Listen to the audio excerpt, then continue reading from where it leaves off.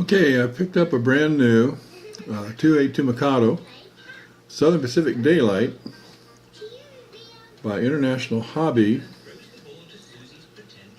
and it's their Premier series, as you can see. And I really like these things. I've got several of them with Rock Island, but this guy is just too pretty. And what I'm going to do is convert this DC locomotive over to DCC, and to do that I'm going to use a Digitrax SDH164D. I've installed several of these and I really do like them. It's kind of a complex installation. You also have to use a DBX 9000 for the plug-in to get you between the tender and the locomotive. So I'll be doing that as well. And I'll kind of come back and maybe do just little shots of this, because I've got a couple of these I put together already in the 264, 262, 282. And of course this is a Mikado 282. Very, very pretty. Detail on these things. International Hobby is not the most expensive, but I do think they do a really excellent job as far as their detail process on these locomotives. I know, I'm quite impressed. So let's see how quiet it's going to run using my MRC Tech 6 2.0. I've got it in forward, and you'll see this is DC, so the light does come on, but it takes a while.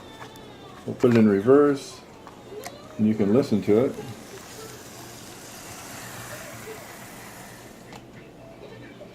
We'll bring it forward. You can see the light this time, I'm sure. Of course, the lights will remain, but I'll have to put resistors in the system using the Digitrax SDH164D. So, really, really quiet. I'm not going to mess with it as far as oiling it or anything else. It is brand new. And when I get done, I'll decide if I want to put it on eBay or if I just want to keep it. Right now, I'm leaning very heavily towards keeping it, but we'll see. Okay, I probably could have shown you the inside of this one, but I've done another one that's on YouTube that you can look at as a 282. So I take all 9 wires off the harness and run them in. As you can see, I've used the RZZ56 to secure the cable, the lines going into the plug. The reason for that is to give it more strength when I remove or install it. I've then cut a slot in the back of the locomotive, as you can see, right there, and then drilled a hole through the back plate, which I think you can see, and then another hole into the bottom of the cab that goes up in and goes right beside the motor. So 6 of the 9 wires are used, 2 for the directly to the motor, 2 are bringing back the pickups from the main drivers to go back into the tender, and the other 2 are, of course, for the front light. So that all went together quite nicely.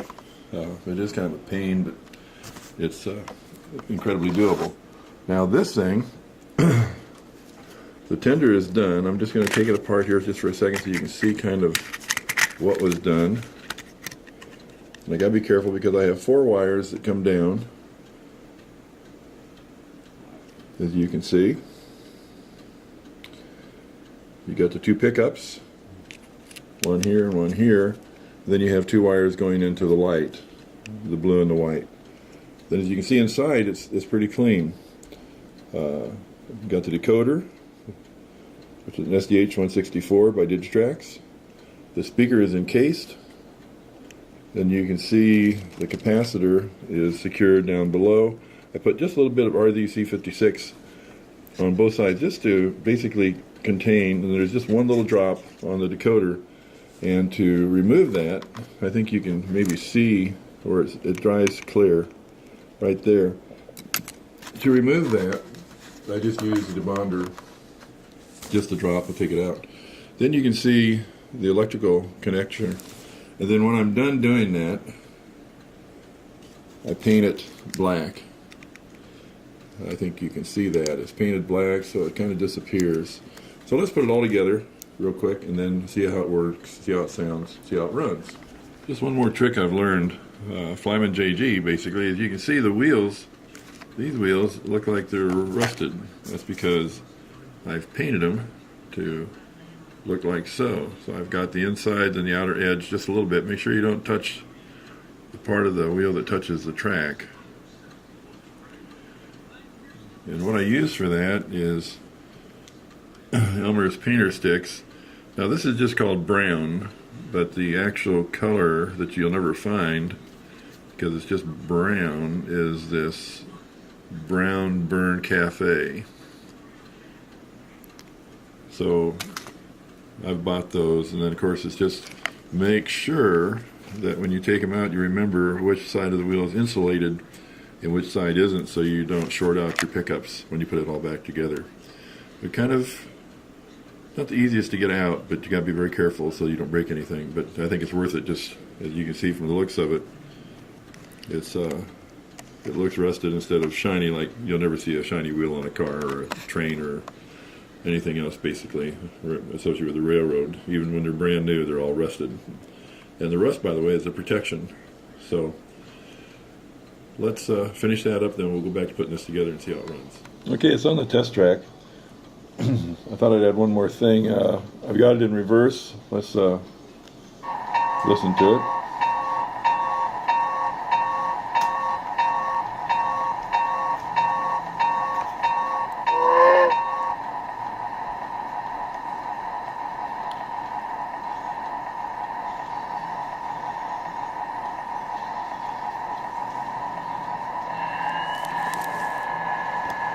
I'm not getting a backup light. These Digitrax decoders actually put out 12 volts to the light bulb, so they come with a 12 volt bulb. With the MRC Tech 6, the output for that is about 14.6 volts, which won't hurt a 12 volt bulb. But it certainly won't do a 1 volt bulb, so let's put it in forward. And you see we've got a light. Turn it off. You'll notice when we turn it on and off, you can hear the generator start up.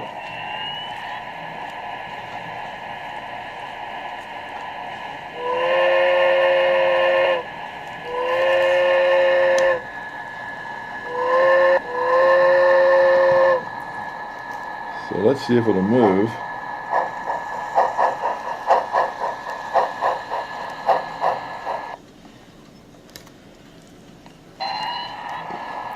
Need to clean my track, I guess. I'll put it in reverse.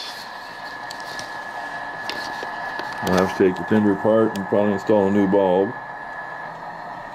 Oh, I can see it. It's lighting up. Okay. So we do have a light. As you can see, the bulb's down below it. I don't really like that with these things. But the light does turn on. So I'm a happy camper, I guess.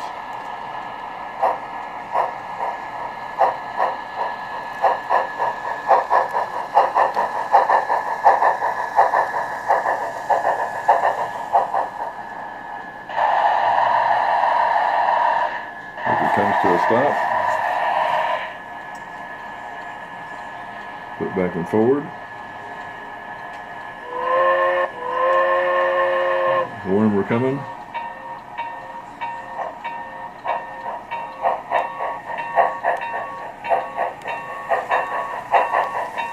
When we go to program this thing, I'll increase the start voltage. I see it's hesitating a little bit. All of them have done that, so I know the start voltage is too low for these things. It also has a crossing sound to it.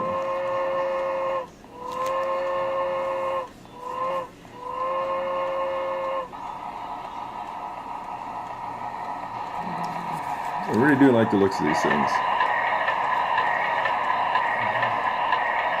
And of course, this is the Southern Pacific Daylite.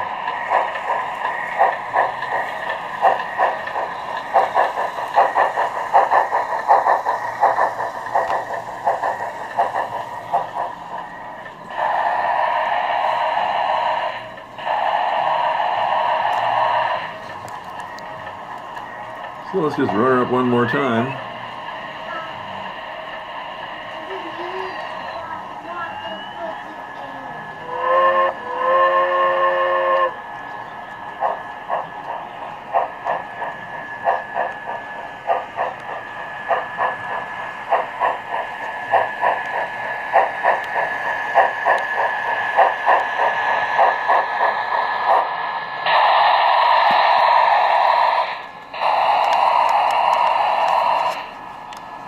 And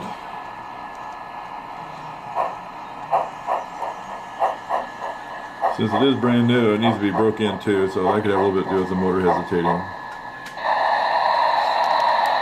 But I'm impressed with these little things. International hobby. And they're locomotives. Of course, steam engines don't start and stop like a diesel. They don't turn on a motor. They build up their steam slowly. So number 8 on this thing doesn't start it or stop it. It just silences it. So, got a few more sounds to it.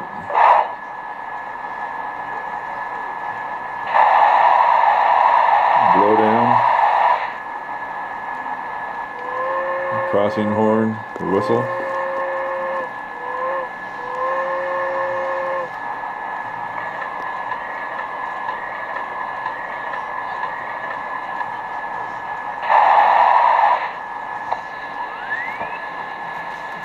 Generator. As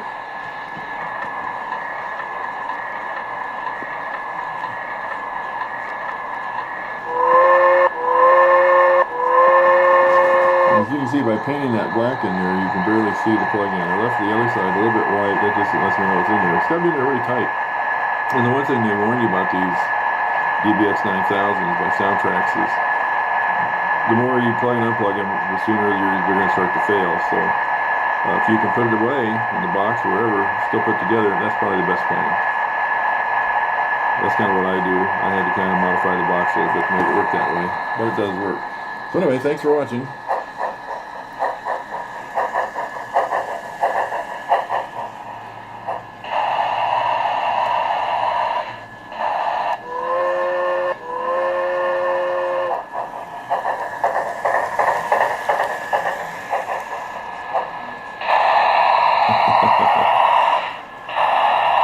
Got a 28-step stop, so it doesn't stop on a dime.